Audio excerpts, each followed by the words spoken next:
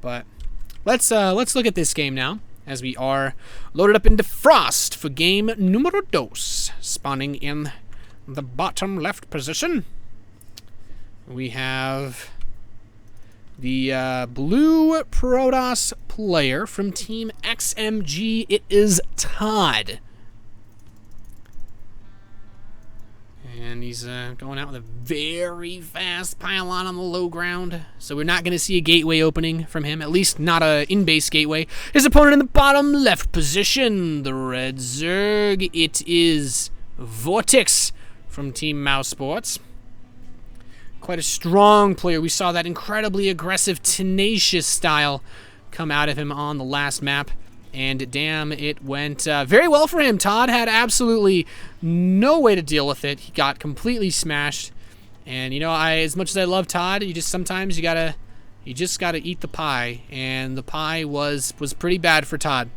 So this time around, though, he is going to rally out a second probe to build that forge. And I'm wondering if this probe will go to the bottom left. Is he expecting a hatchery first? Is ToD the kind of man to cannon rush on Frost? That's the big question. Vortix decides last minute, okay, he looked like his drone was heading to the natural for an expansion, but he changed his mind. He's like, you know what, actually, I think I'd much prefer to just build a spawning pool and play safe. And Vortix actually asks for a quick pause.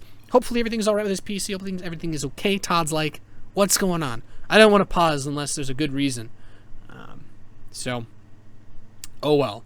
And Vortix is like, okay, sorry about that. Decided to turn my map hacks on. Just kidding, obviously. But let's see what he can do now. Can he make something of this this fast forge? He will not be able to cannon rush. No way at all. He sees like, okay, well, maybe you're here. I think it's too late anyway. But his forge is done. He can just get a Nexus now once he sees this. I would be so flabbergasted if ToD still tried to cannon rush this hatchery. It just, like, it's so obviously not a 15 hatch. And he's like, you know what? A hatchery built at 15 supply will finish at about 3 minutes and 50 seconds. That's usually when it finishes. This one's looking more like 4 minutes and 10 seconds. Maybe 4 minutes 15, 4:20. So ToD's not going to take the risk of having Zerglings out to stop his cannons, and smartly so. Zerglings are on the production tab, so he's got to be feeling at least reasonably decent about himself now. He's got his gateway on the way, so ToD still has a good normal setup. And actually, you know, I can never tell. Frost is just one of those maps like Heavy Rain. I think is he completely walled in? No, okay. He has a space in between the pylon and the gateway. I'm like 99% sure. One gas though for ToD now. Second gas coming up as well. Zerglings have the tower. He's just looking around, just trying to play it safe. Third hatchery is on the way for Vortix. And can ToD do anything here? No. He's got a probe tucked here. The Overlord sees it though, and ToD's just gonna be like, oh, ToD doesn't see the Overlord. That is upsetting. Oh, now he gets to see it. Well, he tried. Gateway is about to finish up now. So we have the gateway complete, and ToD adding the cybernetics core. So this is going to be one of them slower types of games, right? I mean, you open the forge, then the Nexus. There's no real... I was going to say there's no gas for Vortix, but he is trickling it in. He's trickling it in. Very small amounts. Photon cannon says back off Zergling. And where does ToD go from his cybernetics core? Generally speaking, in Protoss versus Zerg, the Protoss is the first person to make the move. You know, it's like 1950s dating, right? The guy has to make the first move.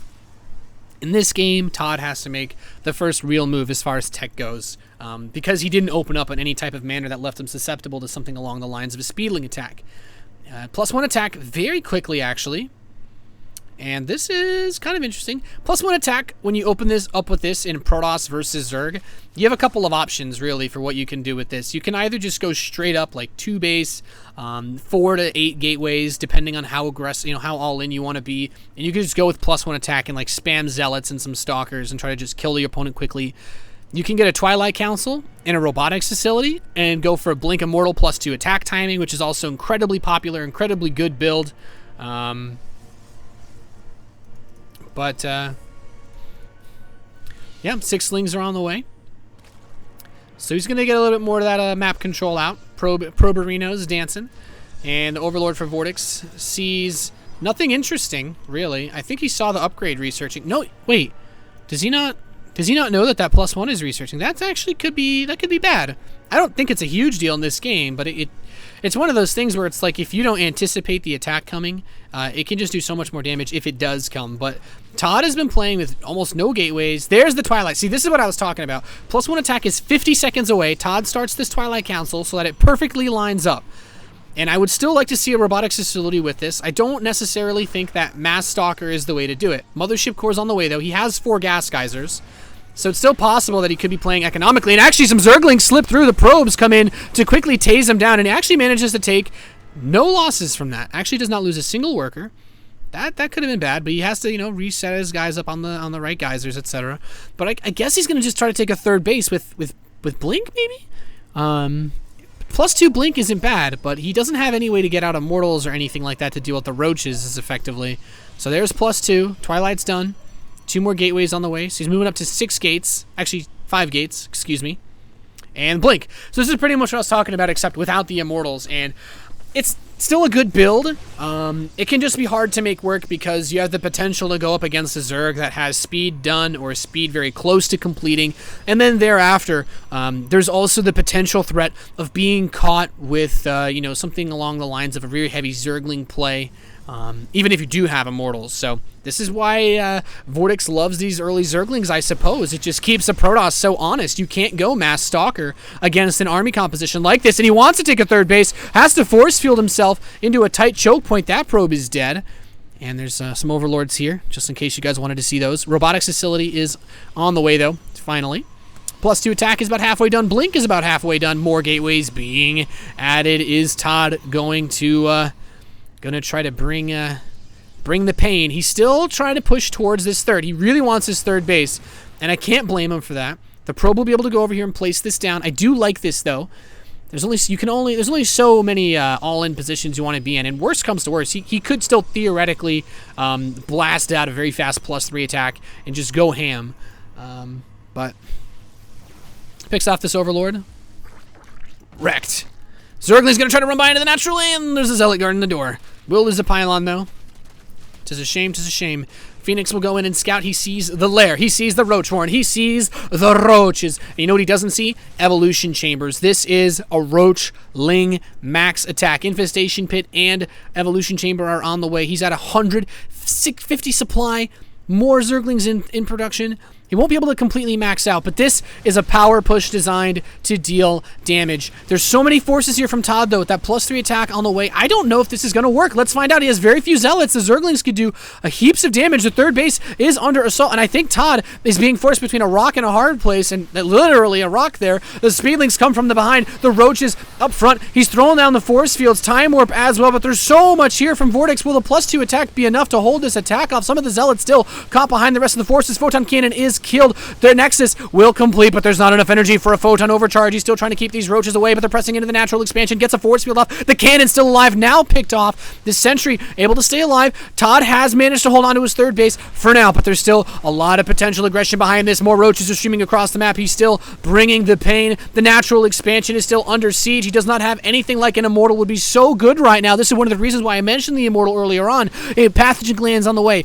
+1 Carapace, and the roaches are just going to get right on top of everything in the natural. He's abusing this very small choke point, force fielding roaches a few at a time. Photon overcharge is activated, and he's going to try to hold on to his third base with this, but still, there's a huge swath of roaches attacking the natural expansion. That +3 attack upgrade is 60% on. The roaches are going to be able to cancel this upgrade. No +3 attack for you, ToD, as he's forced back further and further. Force fields trying to get him into a bit of a cone here as he's trying to retreat to that Photon overcharge attack, but there's still too much at the natural. ToD does not have the forces necessary to hold this attack at bay. He's stuck at 86 supply to 140. Vortix still streaming roaches across the map, 12 at a time. He's not stopping the production. ToD is doing everything he can, but I think even +3 attack might have been able to give him at least some hope in this game. The first Immortal will finally come out in a few seconds' time. Another Photon Cannon is destroyed. Photon overcharge is not going to last forever. It is done.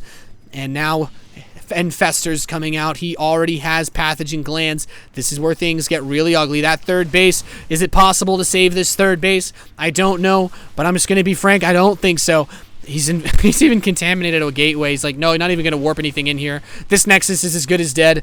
And ToD just doesn't have many options. I assume he wants to just use the Immortal to regain a foothold position here. But the next wave of roaches coming in. He's coming in from behind as well. There's no energy for a recall. The Immortal gets target fired. It is gone. And ToD is on his deathbed now, being forced back by these roaches. Vortix coming in from 2 angles at once. So much power. 4 infestors on the production tab as well. Did he ever get any infestors over here? The first one, at least, is making its way, trundling across. Another Immortal is in production, but ToD needs a miracle to pull this game back. ToD has almost no options left in this game. Just crank out Immortals and pray to the based god for a chance at salvation, because this is a huge army.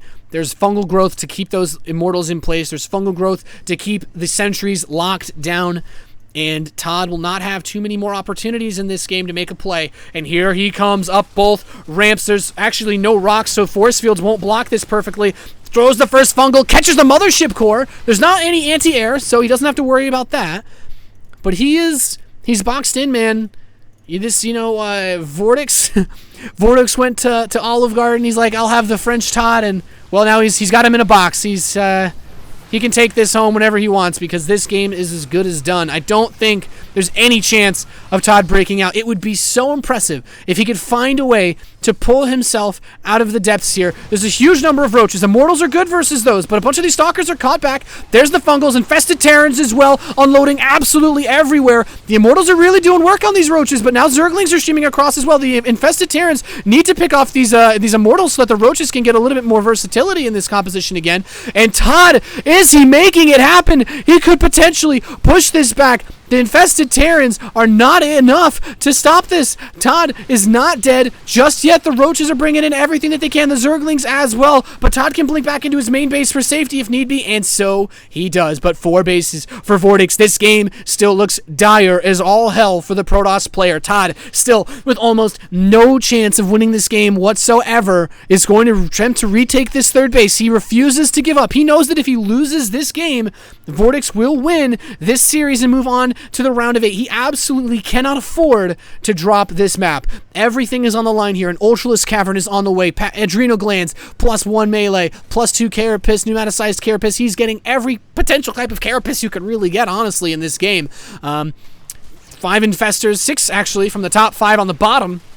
And that 3rd Nexus will be killed. There's the fungal coming in from behind as well. Fungals everywhere. Infested Terrans everywhere. There's nowhere to run for ToD anymore. Trying to blink back into his new, freshly birthed Immortal to hold on, but there might just be too much. Up 100 supply Vortix pushing in ToD. The death throes begin as the Immortal gets nibbled to death by these Zerglings. And Vortix has done it. He's finally broken ToD's army, but there's still a little bit of a wall here. ToD's hiding behind. He's not given up just yet. He's holding on for dear life, but now that the wall has been smashed down, 1 gateway down, and he's just going to focus the next one. Nothing left between Vortix and sweet, juicy, delicious victory. GG, well played, and ToD has been eliminated. Vortix will move on to the round of 8 after a very